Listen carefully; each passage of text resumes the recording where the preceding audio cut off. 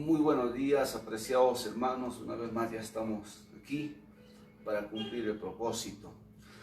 Damos gracias a Dios también por los amigos y que siempre nos escriben motivándonos, ¿no?, con sus palabras de que cuánta falta hace el descubrir cosas que otros hasta el día de hoy no entienden.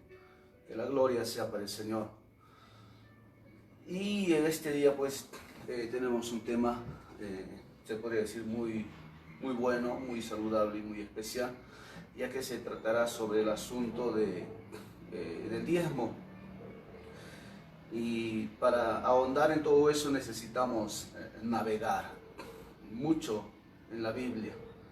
Si a nosotros no nos gusta la investigación, no nos gusta el estudio, podemos terminar hasta confundidos, enojados, resentidos, dañados, como muchas personas.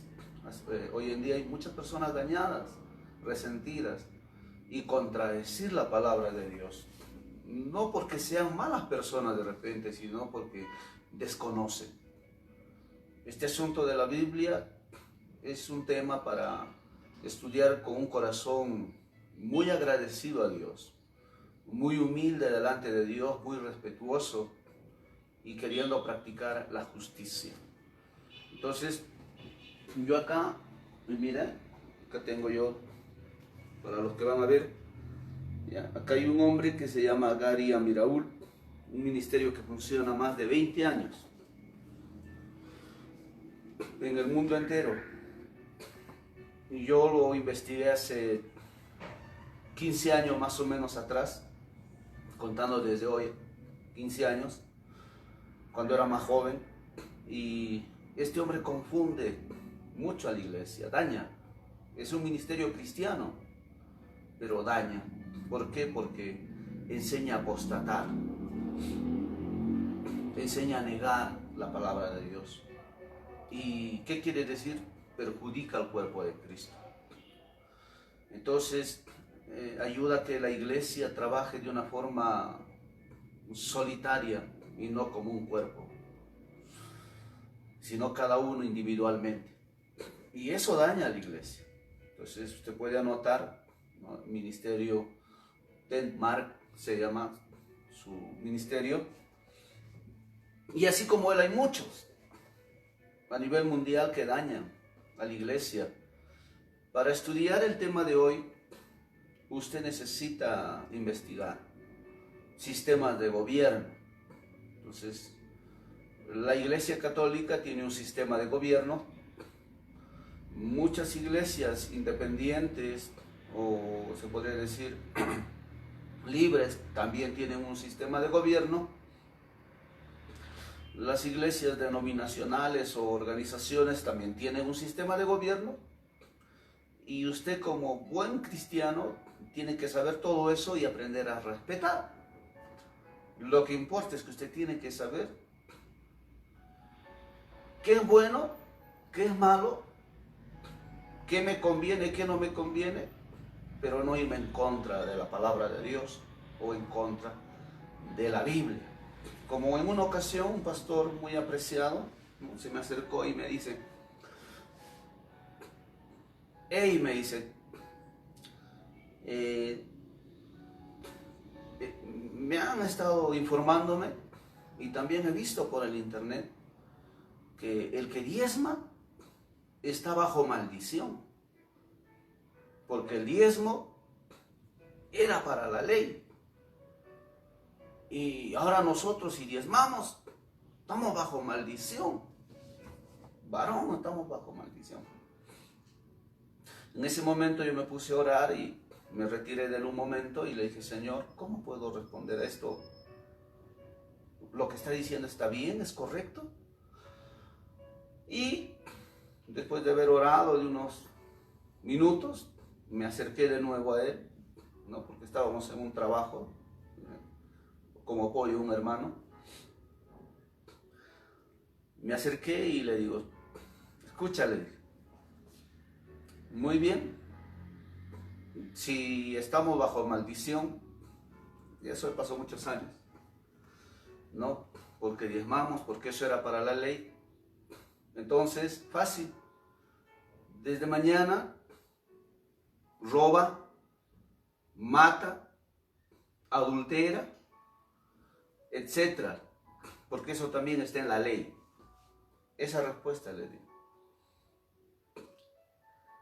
Y yo sé que aquella persona se quedó meditando, pensando como que a veces muchas enseñanzas nos confunden, nos dañan.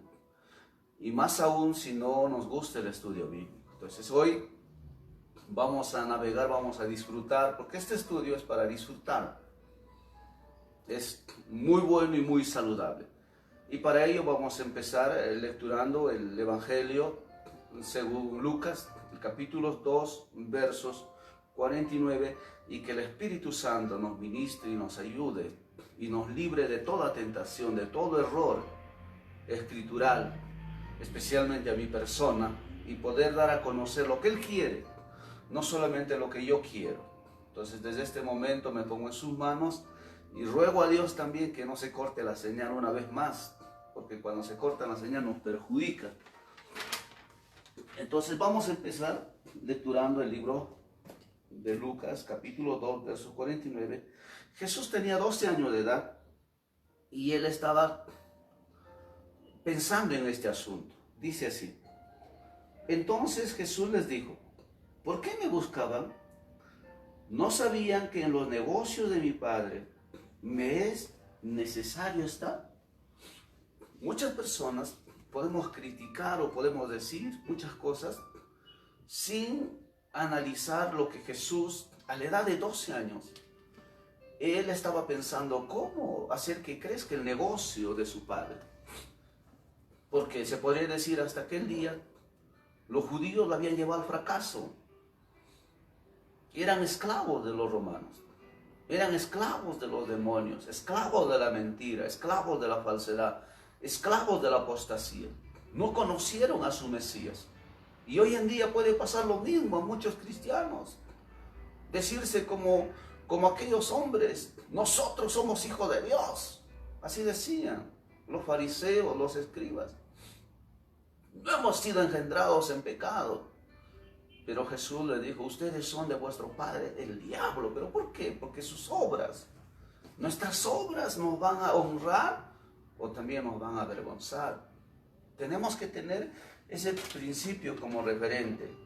Nuestro tema del día de hoy se titula el placer y la satisfacción. ¿Por qué tiene que ser un placer? ¿Por qué tiene que ser una satisfacción el diezmar? Porque es lo mínimo que yo puedo hacer una vez que haya entendido la Escritura. Es lo mínimo. Porque si nosotros vamos a ir desarrollando ahora y usted se va a confrontar con muchas verdades que te van a sacudir. Entonces, el diezmo es lo mínimo que yo puedo ofrecerle a Dios. Porque cuando vamos a ir desarrollando, vamos a encontrar que Jesús me va a enseñar cosas que me van a hacer ver mi condición, mi realidad, si soy avaro, si soy mezquino, si soy egoísta, y todo ese asunto, si de verdad tengo una buena disposición. Y el otro día estudiábamos este asunto de la historia de Abel, de Caín, como ejemplo. Y no de nosotros debemos saber a quién al menos queremos imitar su fe. Ahora la pregunta es, ¿cómo funciona un negocio? Para que funcione un negocio, lo primero que necesito son trabajadores, material humano. Si no hay trabajadores, no puede prosperar la empresa, no puede prosperar el negocio. ¿Qué más? Necesitamos dinero, capital, economía. Sin dinero no puede prosperar un negocio. Entonces vamos a empezar en el Antiguo Testamento cómo funcionó el sistema de gobierno que Dios eligió para el pueblo de Israel, porque Dios es un Dios justo. Él no es injusto. Él es un rey justo, legal, no ilegal. Él es un juez justo, legal, no ilegal. Y si se podría decir, Él es se podría tomar como sinónimo un empresario, un dueño justo, que jamás va a llevarnos a la explotación o llevó al pueblo de Israel a la explotación, sino más bien les llevó a todos a una bendición mutua. Entonces vamos a abrir nuestras Biblias en el libro de Levíticos, capítulo 27, versos 30. Vamos al Antiguo Testamento. Por aquí debe estar Levíticos, capítulo 27, versos 30. Aquí vamos a encontrar nosotros, en el libro de Levíticos, 5 principios que te van a ayudar y que me gustaría que lo anotes, que lo apuntes, para que entiendas este asunto del diezmo. 5 principios. Levíticos 27, versos 30. Lo voy a lecturar. Dice así: y el diezmo de la tierra, así de la simiente de la tierra, como del fruto de los árboles, de Jehová es cosa dedicada a Jehová, y si alguno quisiera rescatar algo del diezmo, añadirá la quinta parte de su precio por ello, y todo diezmo de vacas, o de ovejas, o de todo lo que pasa bajo la vara, el diezmo será consagrado a Jehová. No mirarás si es bueno o malo, ni lo cambiarás. Y si lo cambiares, tanto él como el que se dio en cambio serán cosas sagradas, no podrán ser rescatados. Estos son los mandamientos que ordenó Jehová a Moisés para los hijos de Israel en el monte Sinaí. ¿Qué es lo primero que yo quiero que tú entiendas? Es que el diezmo no era para los pueblos cananeos, no era para los pueblos eteos, jebuseos. En otras palabras, el diezmo no era para los que servían a los Baales, al dios Astoret, al dios de los egipcios. No era para ellos.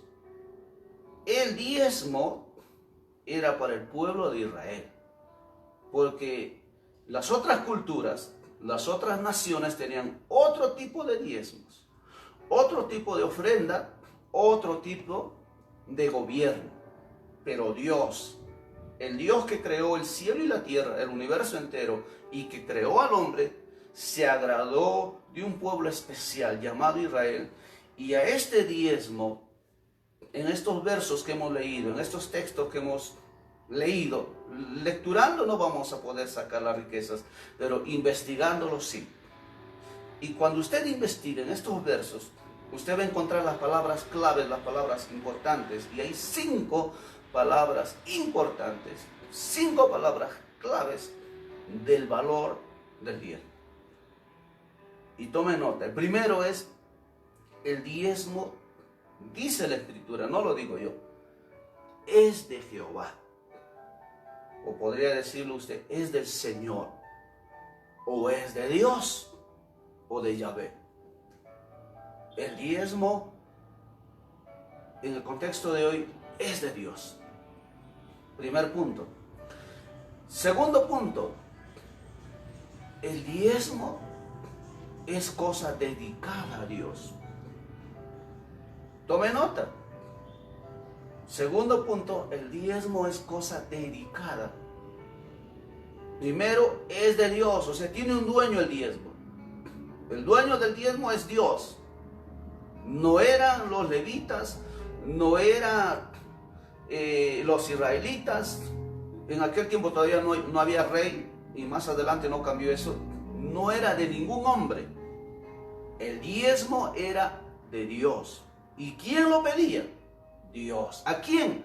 Al pueblo de Israel, porque solamente a ese pueblo Dios le dio su ley santa, su ley buena, su ley pura. Tercer principio: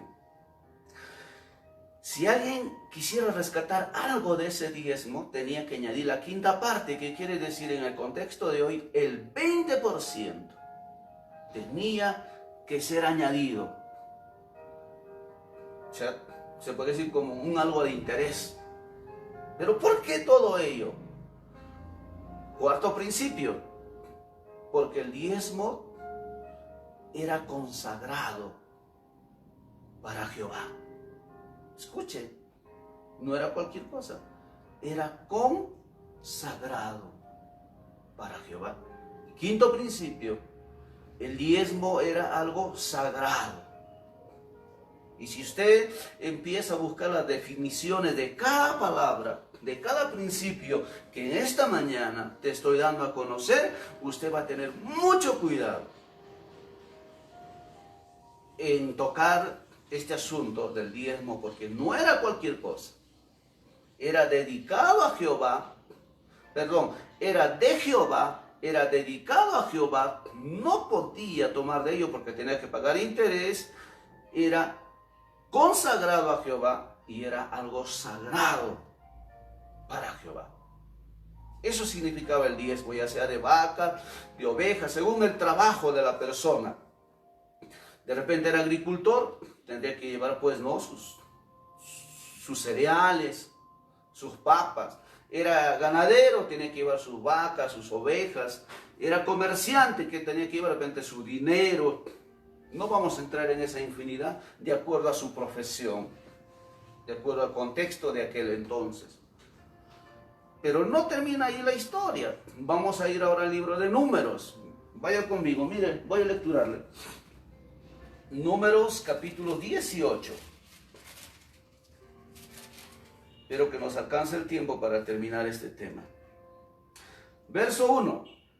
Jehová dijo a Aarón: tú y tus hijos y la casa de tu padre contigo llevarán el pecado del santuario. Y tú y tus hijos contigo llevarán el pecado de vuestro sacerdocio. Y a tus hermanos también, la tribu de Leví, la tribu de tu padre, haz que se acerquen a ti y se junten contigo. Y te servirán, y tú y tus hijos contigo servirán delante del tabernáculo del testimonio. Y guardarán lo que tú ordenes y el cargo de todo el tabernáculo.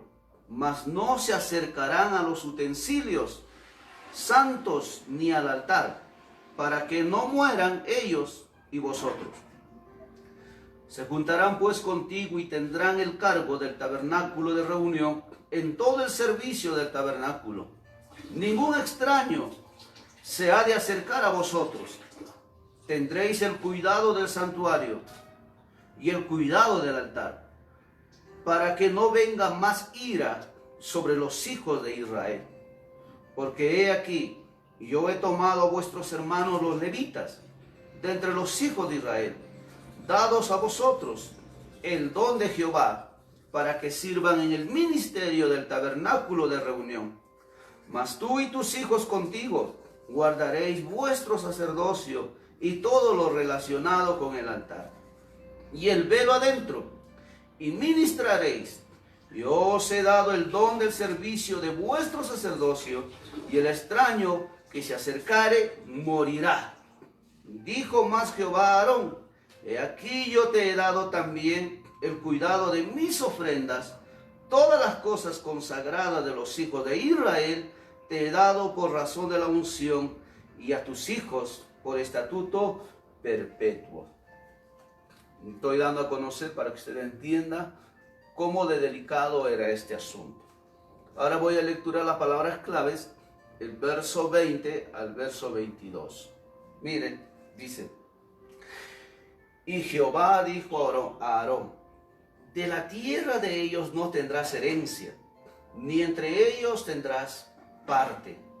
Yo seré tu parte y tu herencia en medio de los hijos de Israel. Voy a hacer un paréntesis para tomar un ejemplo. Yo tengo 12 hijos y a mis 11 hijos les doy mi herencia y le digo: bueno, para ti pues el edificio de Miami, para ti te voy a darte el otro edificio de Perú, y para ti te voy a entregarte las tierras, porque soy un empresario millonario, dueño de muchos bienes, y etcétera. Y a todos mis 11 hijos le doy riqueza, le doy terreno, le doy empresa, le doy posesiones materiales. Pero a uno de mis hijos le digo, a ti no te voy a dar herencia. Leví, un ejemplo. No te voy a dar herencia. Yo voy a ser tu herencia. Yo voy a ser tu parte en medio de todos tus hermanos. ¿Cómo crees que se sentiría este hijo? ¿Usted haría eso con su hijo? Preguntas. Si usted tuviese 12 hijos, a 11 hijos nada más le daría bienes materiales, terrenos, chacras, animales, todo. Pero a uno de ellos, no, ¿sabes qué? Tú no, yo voy a ser tu herencia. ¿Y quién es Dios? Dios es un Dios espiritual. No es un Dios material, que puede crear lo material. ¿Cómo se habrá sentido en ese momento? ¿No? Pero no queda en la historia, porque Dios es un Dios justo. Dice entonces el verso 21, y he aquí, yo he dado a los hijos de Leví todos los diezmos. Esa era la herencia para los levitas. Ya que a los otros les había dado terrenos, chacras, animales, de todo lo que iban conquistando, a cada uno de ellos, a las 11 tribus de Israel, pero a esta última tribu llamada Leví, le estaba dando los diezmos como herencia. Dice, he aquí yo he dado a los hijos de Leví todos los diezmos en Israel por herencia, por su ministerio, por cuanto ellos sirven en el ministerio del tabernáculo de reunión. ¿Qué estaba diciendo? Dios le estaba dando a los levitas lo que era dedicado a Jehová, lo que era de Jehová, lo que no se podía agarrar porque si no tenías que pagar con el 20% de interés, lo que era consagrado para Jehová, lo que era sagrado, lo estaba dando a los levitas porque Dios había llamado a los levitas a vivir una vida sagrada, una vida consagrada, una vida que no puede venderse para que puedan rescatarlo con un interés, una vida que era dedicada para Jehová, una vida que era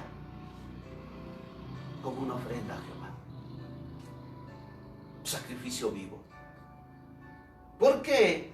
Porque el verso 22 dice, y no se acercarán más los hijos de Israel al tabernáculo de reunión para que no lleven pecado por el cual mueran. Ese era el propósito. En otras palabras, ellos iban a ser los intercesores, los intermediarios. Ellos iban a ser los que tenían que cuidar las cosas del tabernáculo porque servían a un Dios santo, santo, santo y justo. Y acá logramos ver la justicia de Dios en que a las 11 tribus les da trabajo material, pero a esta tribu le da un trabajo espiritual. Para que sean una nación fuerte y poderosa. Si ellos hubiesen obedecido a este sistema de gobierno, hubiesen cumplido cada uno con sus funciones, no hubiesen pasado las desgracias que pasaron por desobedecer los mandamientos de nuestro Dios. Entonces, ese es el primer punto que tenemos que aprender. Ahora ya sabemos los principios del diezmo. Cuando una persona no ha entendido el diezmo, murmura, habla mal, porque piensa que, no, dice, mi diezmo. Entonces, no ha entendido lo que Dios ha dicho. O quiere hacer lo que Él quiere, porque no ha entendido. Y es triste eso. Pero cuando uno entiende, si yo separo algo para Dios, bueno, o para alguien, el dueño sabrá lo que hace con lo que es de él. Ya no me incumbe. Lo que sí yo tengo que cuidar es lo que es mío. Bueno, eso solamente como método de repente de consejo, de análisis. ¿Qué más logramos ver acá? A ver. Entonces, de esta manera funcionaba el gobierno del sistema de Israel. Sistema de gobierno.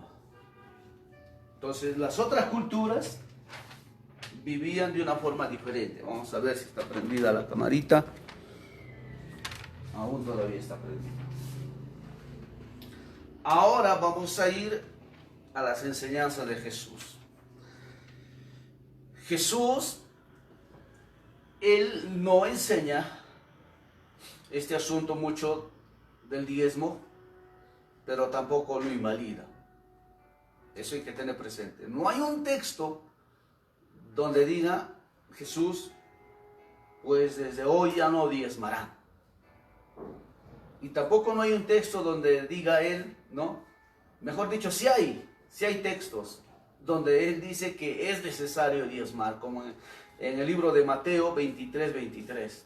A los fariseos y a los escribas le dice, era necesario diezmar. Pero, siempre hay un pero, sin dejar la justicia, el amor y la misericordia. Porque esas cosas lo habían dejado. Y este asunto del diezmo ellos no se habían descuidado. Entonces Jesús no invalida este asunto del diezmo. Tampoco cuando vamos a sus escritos y nosotros vemos el libro de Mateo capítulo 5, verso 17 en adelante, ahí les habla a toda la multitud de los israelitas y les dice, no vayan a pensar que yo he venido a anular la ley. En ninguna manera. Yo no he venido a anular la ley, sino he venido a cumplirla. He venido a darle su verdadero valor. Y luego añade, sigue diciendo, no, ay de aquel que invalide. Ay de aquellos maestros que enseñen mal. Serán pequeños en el reino de los cielos. Pero aquellos que enseñen todo y los cumplan, serán grandes en el reino de los cielos. Así es que si nuestro fruto no es más que la de los escribas y la de los fariseos, no entrarán en el reino de Dios. Entonces, con eso no estamos diciendo que el que no diezma no entra al reino de Dios. Estamos hablando de los frutos, pero no hay que invalidar este principio. Ahora, si Jesús en este evento, ¿qué es lo que quiso decir? Que no invalidó los escritos de los profetas que siguen vigentes hasta el día de hoy, muchos de ellos. Pero ¿qué es lo que enseña Jesús en el libro de Lucas, capítulo 6, versos 38? Dice, dad y se os dará, medida buena, apretada y remecida, y rebosando darán en vuestros regazos, porque con la misma medida con que mides, se te va a volver a medir. En otras palabras, el Señor habló lo que es de más amplitud, la siembra y la cosecha. El que da poco, recibirá poco. El que da bastante, recibirá bastante. Eso es la interpretación de este texto. ¿Qué más dice en el libro de Marcos 10:30? Y usted puede leerlo ahí en casa desde el capítulo 10, del 17 al 31. Jesús había reprendido a un joven rico. Le había dicho, anda, vende todo lo que tienes y dalo a los pobres. Y ven y sigue. Y este joven rico, como miró a Jesús, ¿no? Dijo, ¿qué me puede ofrecerme? Pues Jesús no tenía en aquel tiempo, de repente, ni 1 metro de terreno de cuadrado a su nombre. No especifica la Biblia. No era alguien poderoso materialmente, pero sí en conocimiento y en sabiduría, y por eso tenía muchos seguidores. Entonces se fue triste este joven rico. Entonces es ahí donde Pedro, como siempre, alza la voz y le dice, y ahora, Señor, ¿nosotros qué recibiremos? Nosotros que lo hemos dejado todo. Y ahí Jesús le dice, no habrá persona que no reciba 100 veces más. Ahora, en este tiempo, si dejó casas, recibirá casas. Si dejó hermanos, muchos hermanos en Cristo. Madres en Cristo, hijos, aún tierras y aún con persecuciones. y en el siglo venidero la vida eterna. Jesús nunca validó el asunto de la siembra y de la cosecha. Cuando usted lea todo el pasaje, ahí va a encontrar, ¿no?, que muchos de los discípulos de Jesús, en este caso los apóstoles, habían dejado muchas cosas por seguir a Jesús, por dedicarse a aprender de Jesús, por dedicarse a ser alumnos, discípulos de Jesús. Renunciaron a muchas cosas.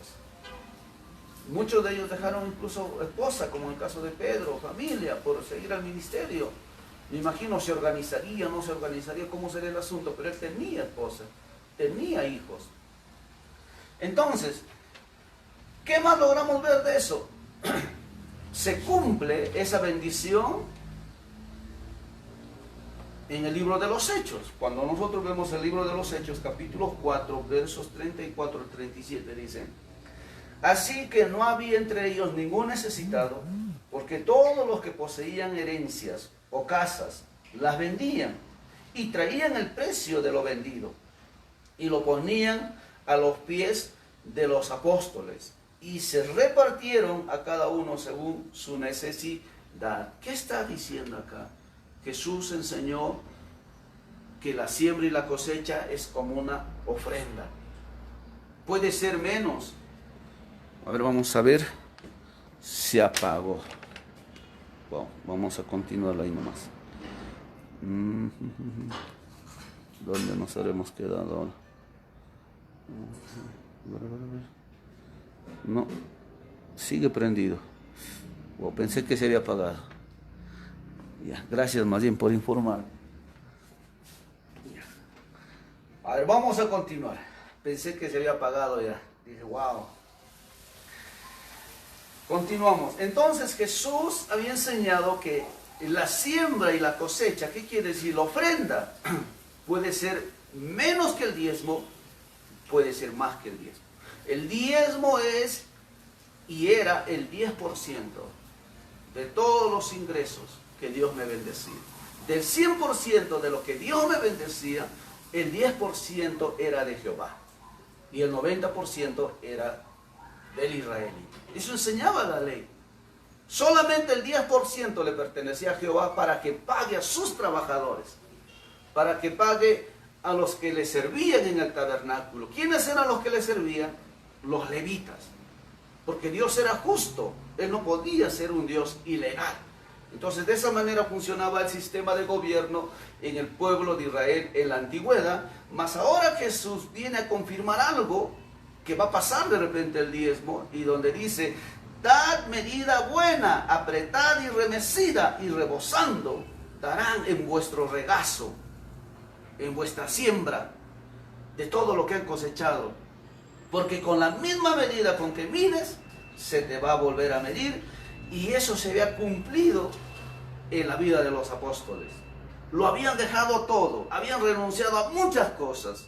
Y ahora, una vez que habían alcanzado su liderazgo, la bendición de Dios era tan grande que la gente había vendido sus casas, habían vendido sus terrenos, y el dinero lo habían traído a los apóstoles. Escuche, lo habían traído todo. La pregunta es, eso no se llama diezmo, eso se llama ofrenda. La ofrenda puede ser el 1%, el 2%, el 8%, el 9%. Si es el 10 es diezmo. El 11%, el 12%, el 50%, el 100%. Jesús dio el 100% de su vida para ocupar el cargo que hoy en día tiene. Y los apóstoles dieron también así muchas cosas. Y se ve a través de la Biblia que recuperaron. No fue en vano. Dios es fiel. Ahora la pregunta es, si te enseñamos bajo el contexto real, ¿qué prefieres? ¿Diezmar o ofrendar? ¿Ofrendar mezquinamente o como la iglesia primaria ofrendó todo? ¿Serías capaz de vender tus casas? ¿Capaz de vender tus terrenos y traerlo a la iglesia para compartir y que haya igualdad con todos los que de repente no tienen? Pero hay que ver los contextos en donde vivimos. Porque eso no era una obligación. Era la obra del Espíritu Santo haciendo en esas personas a que hagan eso. El amor verdadero que ellos sentían por Dios. Porque no se trata de lo que yo digo, sino se trata de lo que tú interpretas, de lo que tú entiendes, de lo que tú quieres hacer. Por eso el tema se titula El placer y la satisfacción de diezmar. Es un honor, porque es lo mínimo que yo le puedo darle a Dios. Es lo mínimo que yo le puedo ofrecer a Dios. Porque si yo veo las cualidades de la iglesia primaria o primitiva, como muchos lo llaman, ellos lo dieron todo. Y hoy en día, ¿cuántos criticones no murmurarían? Uy, ¿qué no dirían? Ya no hablando del diezmo, sino de la ofrenda. Entonces, ese es el sistema que Jesús vino a confirmar, que no solamente puede quedarse el hombre con el diezmo, sino también puede entender este asunto de la ofrenda. Ahora, ¿quiénes más? Vamos, ¿qué más podemos ver acá? Había personas que ayudaban al ministerio de Jesús, eso está en Lucas 8:3, como Juana, la mujer de Chuza, intendente de Herodes, y Susana, otra mujer, otro personaje, y otras muchas mujeres que le servían con sus bienes. En otras palabras, ¿Jesús recibía dinero? Sí recibía dinero, señores. Por eso tenía un tesorero que era ladrón, que era Suba. Y espero que eso no haya hoy en día en la iglesia de Cristo. En otras palabras, el líder no debe de administrar la economía. Debe haber un tesorero, por lo menos dos, para que haya un buen testimonio. Y de esa manera no hay. Y debe haber algo transparente, pero a eso no vamos a llegar todavía. Estamos hablando de aquí, de ese tiempo. Jesús sí recibía dinero. ¿Por qué? Porque tenía que de una de otra manera solventar las necesidades de los que le seguían, sus necesidades de él. No es que le iba a decir, pues Dios, mándame cocos o dinero. No iba a hacer todo el tiempo eso. Tenía que vivir bajo un sistema legal que ya estaba establecido. Entonces nosotros tenemos que entender, y muchos dicen, Jesús nunca pidió diezmo. Claro que nunca pidió diezmo, porque si pedía, lo mataban a pedradas. Porque el diezmo no era para los de la tribu de Judá, él era de la tribu de Judá. No hubiese cumplido obedecer las normas de la ley si él recibía diezmos. Por tanto, en aquel tiempo él no podía recibir ese diezmo, porque ese diezmo estaba destinado solamente para los levitas. Y es por eso que él recibió ofrendas. Continuamos.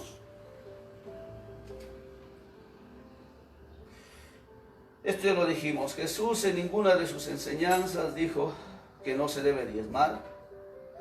Más bien, dijo en Lucas 6:38, conforme es tu siembra, así será tu cosecha. Jesús diezmó hasta los 33 años. Él cumplió su propósito en toda la ley, siendo obediente, lo dice eso la Escritura.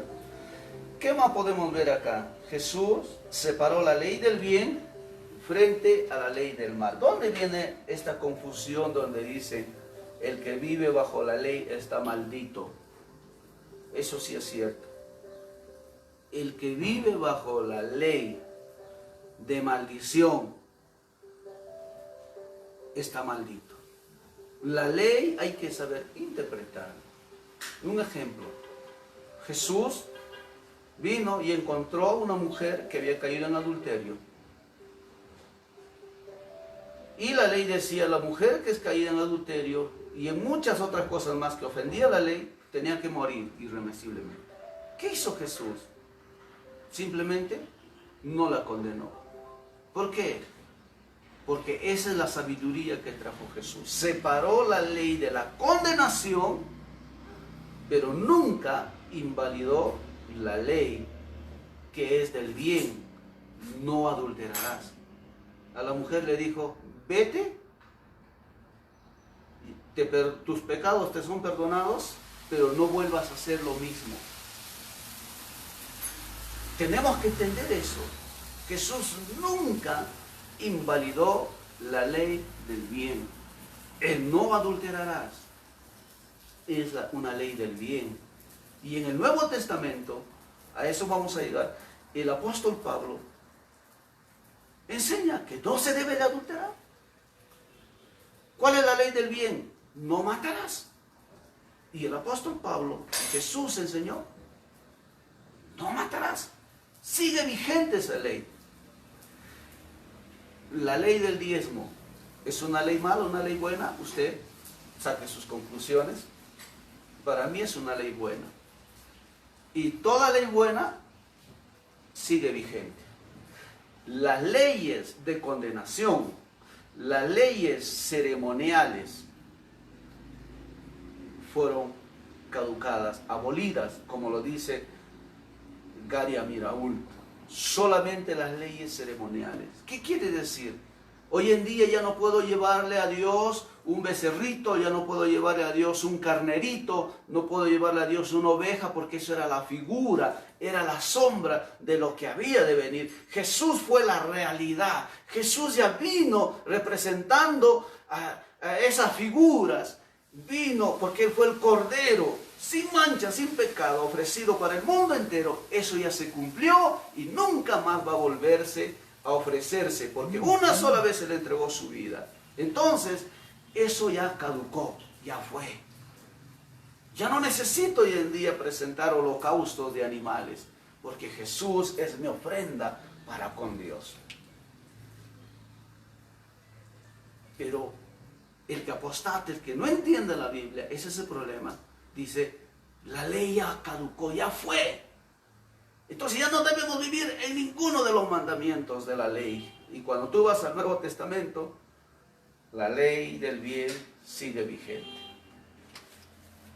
Si es que esto te va a ayudar en algo, en un solo tema no te podemos enseñar todas las cosas. Solamente tomamos como referencia y vamos a terminar.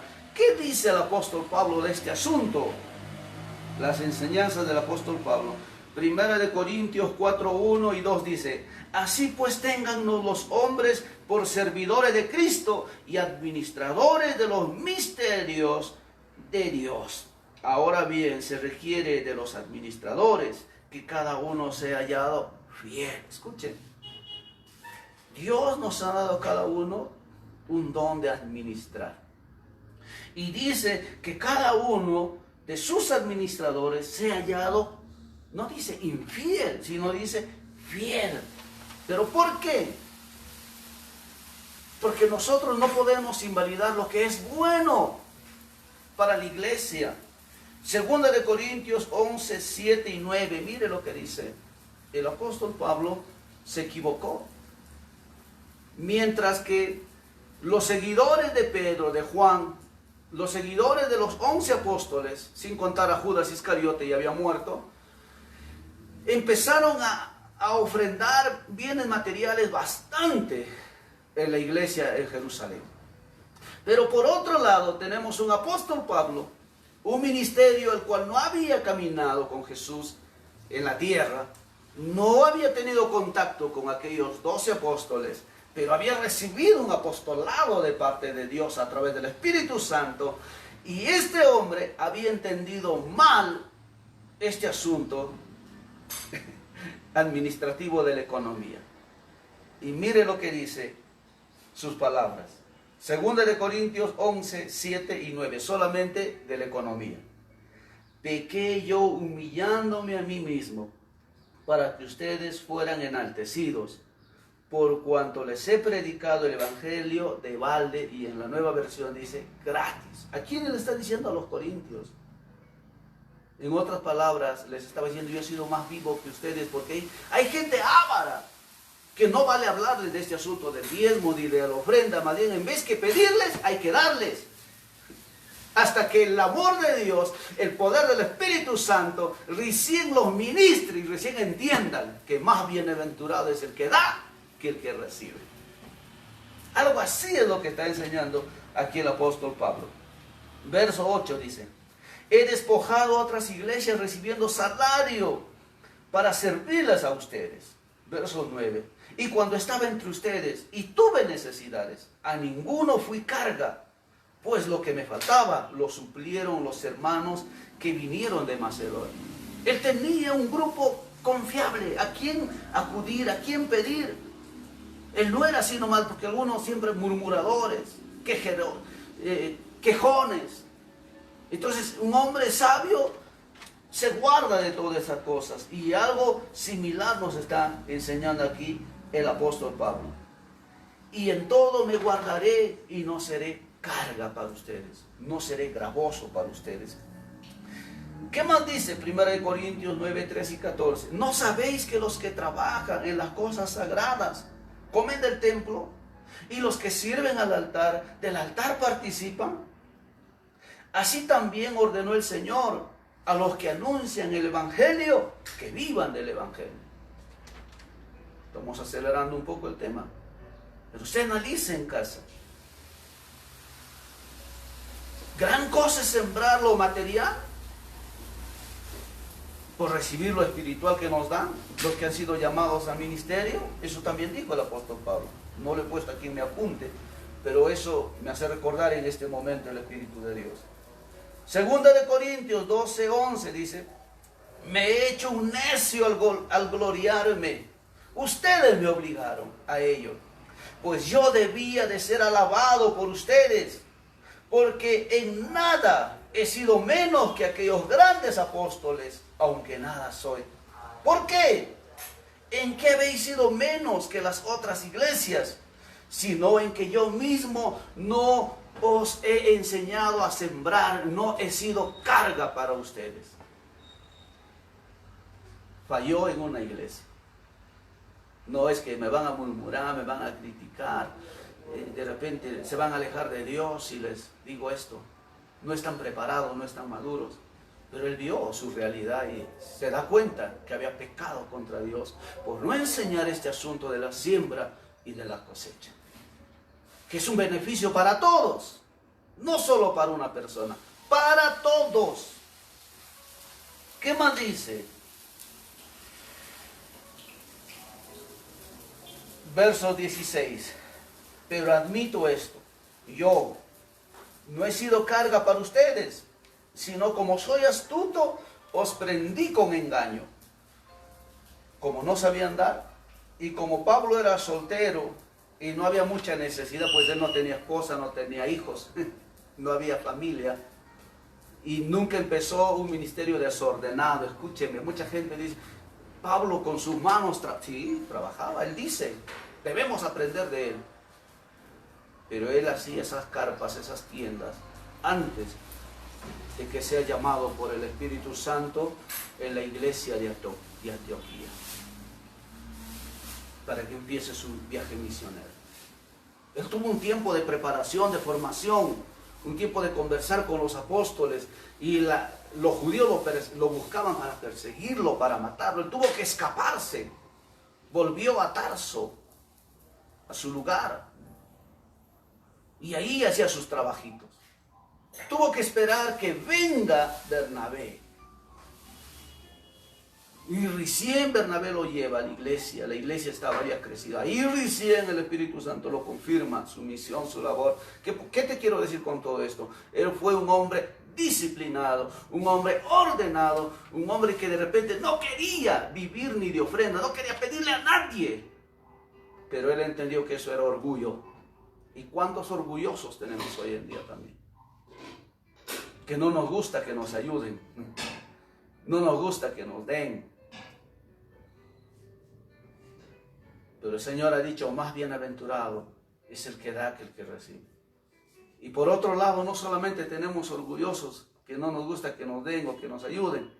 Por otro lado, tenemos orgullosos que enseñan al pueblo a que sean ávaros, a que no siembren, o a que siembren de la forma incorrecta, enseñando cosas que no enseña la Biblia, como en este caso: dale tu diezmo al pobre. ¿En qué parte de la Biblia dice eso? Puedes darle tu diezmo al pobre, sí, pero no es un diezmo bíblico. Lo que sí más bien la Biblia aconseja y enseña: ayuda al pobre, una ayuda social. Jesús siempre lo hizo. Los apóstoles siempre enseñaron eso. Pero ¿qué es lo que necesita el pobre en sí? ¿Dinero? El dinero no va a cambiar al pobre. El pobre quiere que tú le enseñes a cambiar su mentalidad, su manera de pensar, su manera de vivir, su manera de servir, porque la única forma de hacerse rico materialmente es aprendiendo a sembrar. Y si no sabías eso, estudia cómo prosperan los ricos y cómo siembran muchos de ellos, aún en cosas no correctas, pero lo hacen. Son principios para los que entienden. ¿Qué más podemos ver? Ahora, Pablo, ¿por qué no enseñó del diezmo? ¿O por qué no pidió diezmo? Simplemente él era la tribu de Benjamín, y en aquel tiempo él también, si hubiese pedido diezmo, Dios mío, pero él enseñó siempre a ofrendar. Pero nunca invalidó el diezmo.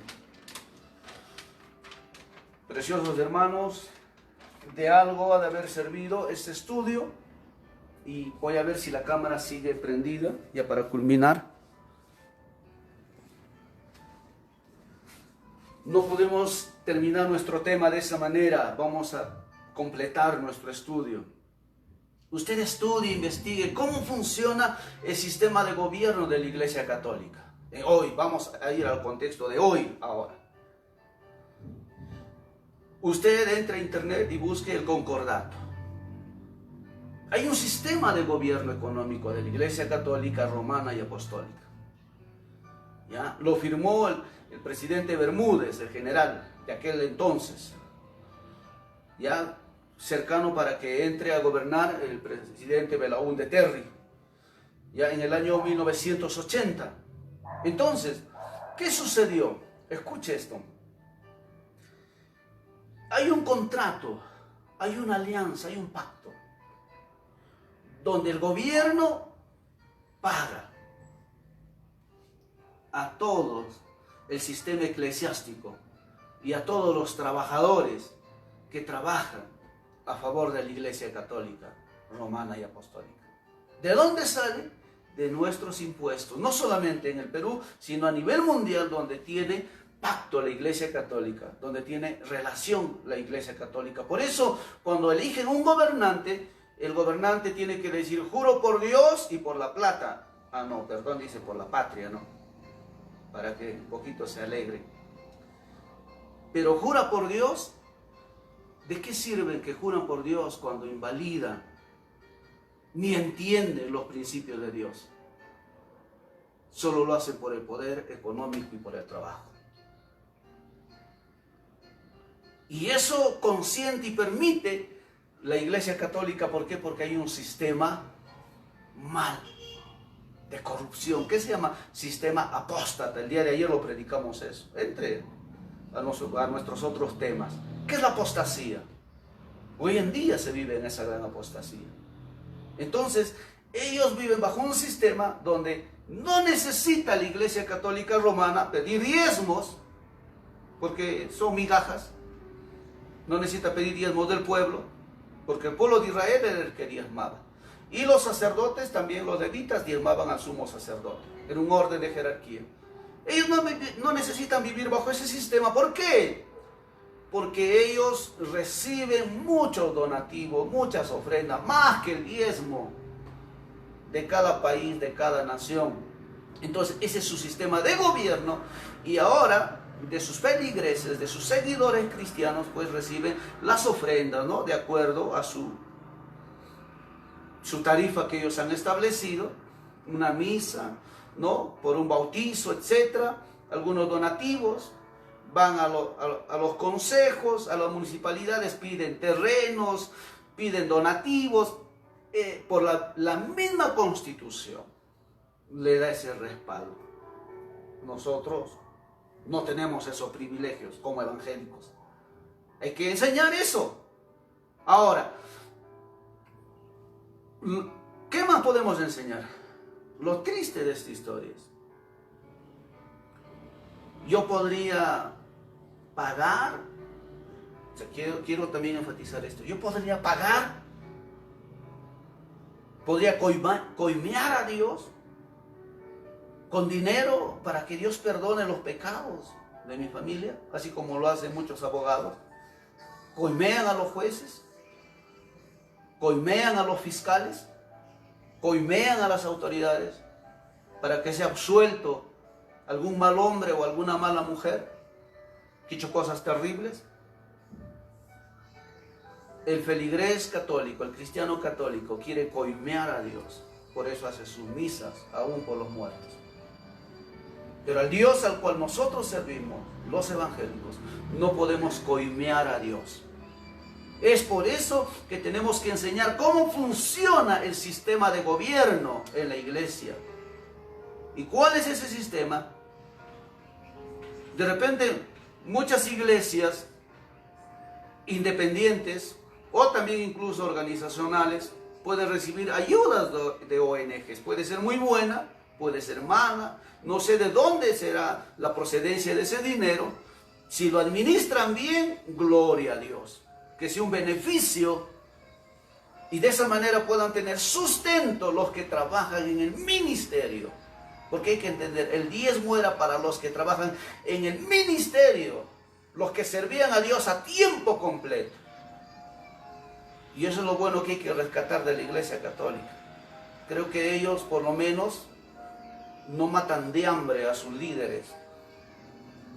No les hace faltar de ningún bien material. Y se ve cuánto ganan. Muchos de ellos tienen muchas riquezas. Y tienen muchos beneficios en lo material para que puedan estudiar, viajar, promoverse, etc. ¿Ah? Hay que decirlo eso. Pero la iglesia evangélica, que pertenece al cuerpo de Cristo también, muchos pueden recibir ayudas, como les decía, para que puedan promocionarse. Pero algunos tienen que hacerlo de su propio bolsillo o a llegar hasta donde puedan. Pero ¿qué enseña la Biblia de todo esto? Hay otro sistema que Dios ya enseñó este asunto del diezmo. Y el que es sabio va a saber administrarlo sabiamente. ¿Por qué? Porque Dios quiere un dinero bien ganado de su pueblo para que le pague a un hombre que Él ha llamado al ministerio, que se dedica a una vida justa, a una vida pura, a una vida sagrada, a una vida dedicada. Una vida muy delicada, donde el dinero da mucho que hablar. Es por eso que en la congregación donde nosotros estamos incluso hay un tesorero, que quiere decir una tesorera, y ellos reciben los ingresos económicos que podría venir de la iglesia y algunos apoyos que de repente alguien podría enviar, lo administra. ¿Para qué? Para que la misma iglesia sepa que Dios es un Dios transparente y no tenemos nada que esconder. Puede venir la SUNAT, puede venir la fiscalía, puede venir quien sea, puede venir el periodista, porque a mí es una vergüenza que no podemos responder esta verdad a los periodistas, sistema de gobierno. ¿Cómo nosotros debemos de vivir transparentemente, limpiamente, siendo luz en esta tierra? Que venga y que mire. Muchos están como cuando empezó Pedro y los apóstoles en su ministerio. En vez de recibir, lo dan todo. Pasan momentos muy difíciles, muy críticos. Y no lo hablo por mí, lo hablo por ellos, porque pasaron muchas cosas. Pero llegó un momento en que la bendición fue tan grande. Dios mío. Y hoy en día a veces la bendición a muchos le llega tan grande y se levantan los murmuradores, los criticones. ¡Qué vergüenza! ¡Qué pena! ¿Y por qué no investigaron cómo fue sus primeros años de repente, esos hombres, antes de que tengan esas riquezas? Hablo a título general. Entonces, que de algo te pueda servir este mensaje, esta enseñanza, y te guardes para Dios y no seas egoísta. con todo lo que Dios hace y la transparencia. Bueno, hasta aquí hemos avanzado. Algunas preguntas, algunos inconvenientes, déjenos escrito, estamos para responder. El diezmo es vigente, la Biblia lo enseña. Si no lo entiendes, qué pena por ti.